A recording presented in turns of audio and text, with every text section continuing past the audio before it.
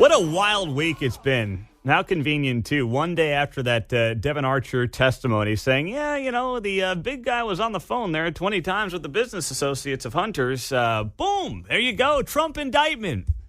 It's like the Oprah meme. You get an indictment, you get an indictment, and you get an indictment, except they're all for Trump. Rich Lowry is the editor of the National Review, does great work there. Highly recommend all the folks they've got writing at the National Review.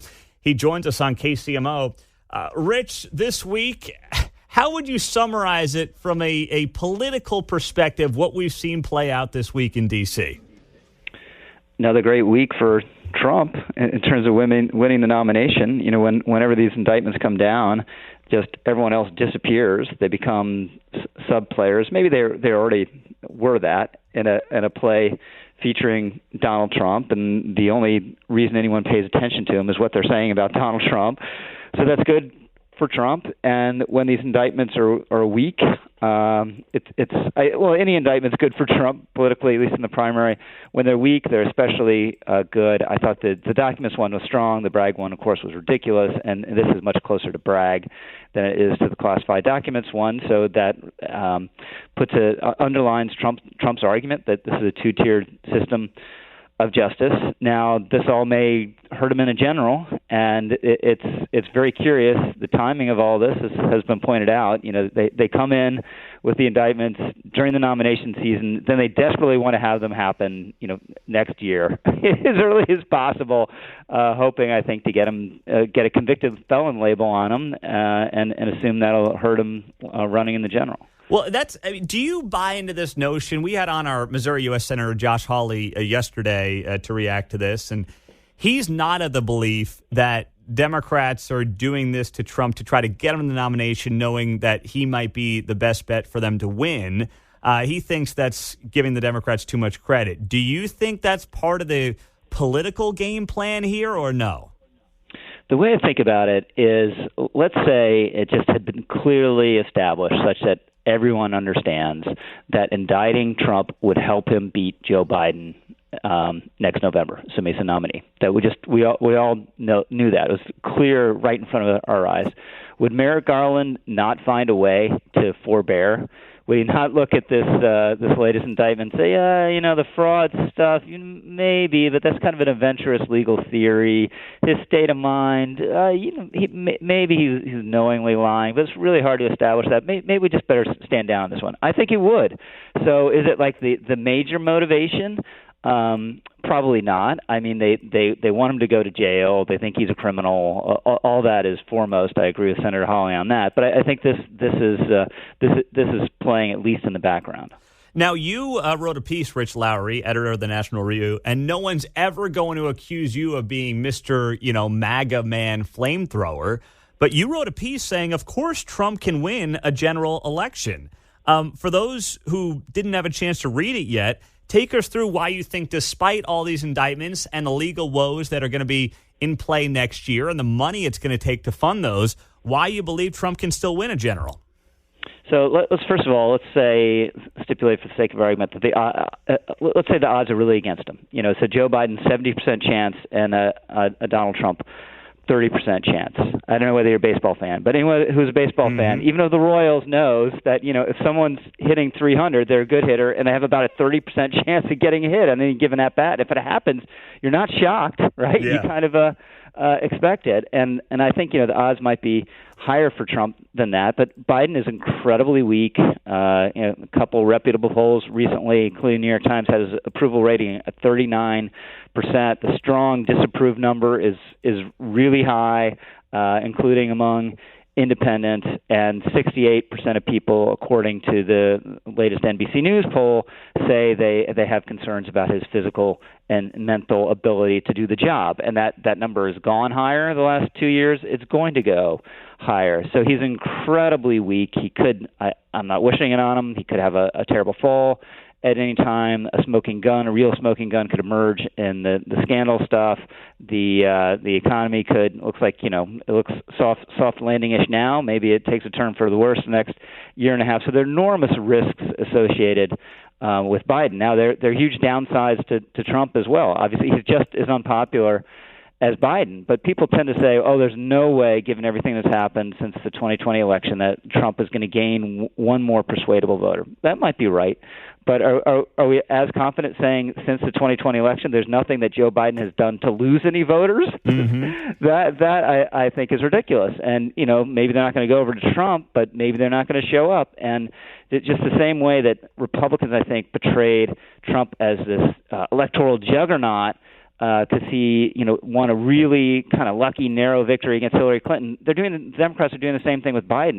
They think he has this unique magic to defeat Trump. When you flip, 10,000, 20,000 votes the other way in a couple key states, you're looking at an entirely different proposition. That is absolutely right. And according to the Washington Post, in a new piece here that's been put out this morning, President Obama apparently had a private meeting with President Biden this summer where he warned him that President Trump is a more formidable candidate than many Democrats realize. So, I think that says all we need to know right there. But is the goal then to just basically suck the energy out of the room and just make it all about Trump, the legal woes, so Joe Biden doesn't have to defend his record at all come 24?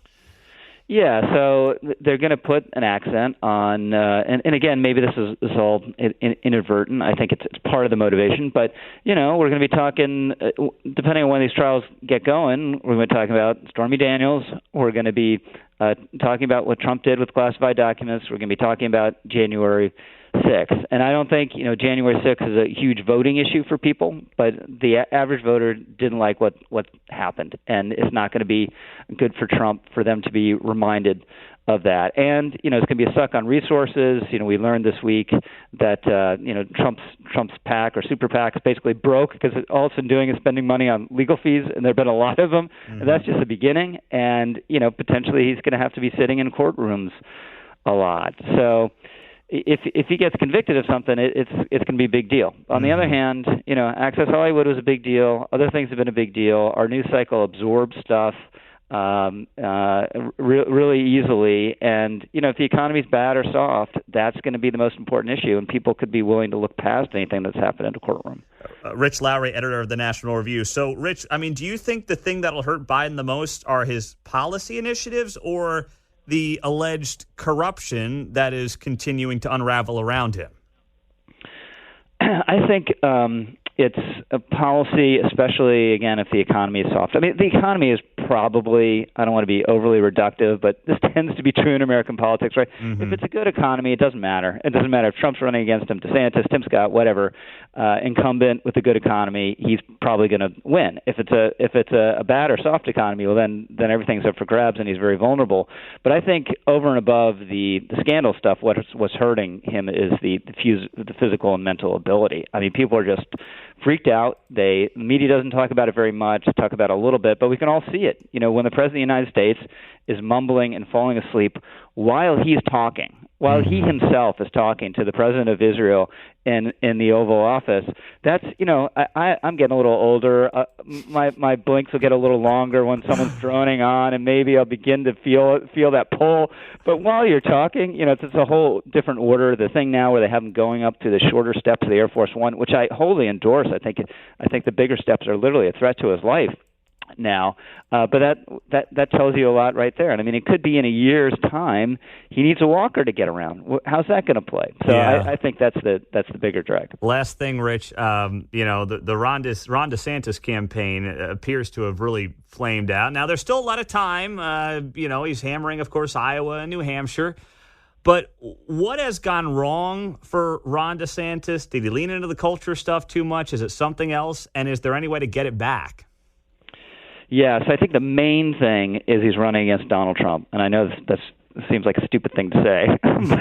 but if he weren't running against Donald Trump, he'd be the front runner. It wouldn't necessarily be an inevitable nominee, but he'd be ahead by, I think, like 10 or 15 points for the rest of the field. And he'd look and feel a little different than he does now. So that's the main thing. And the thing that changed the trajectory of the race fundamentally, Trump was 40s somewhere.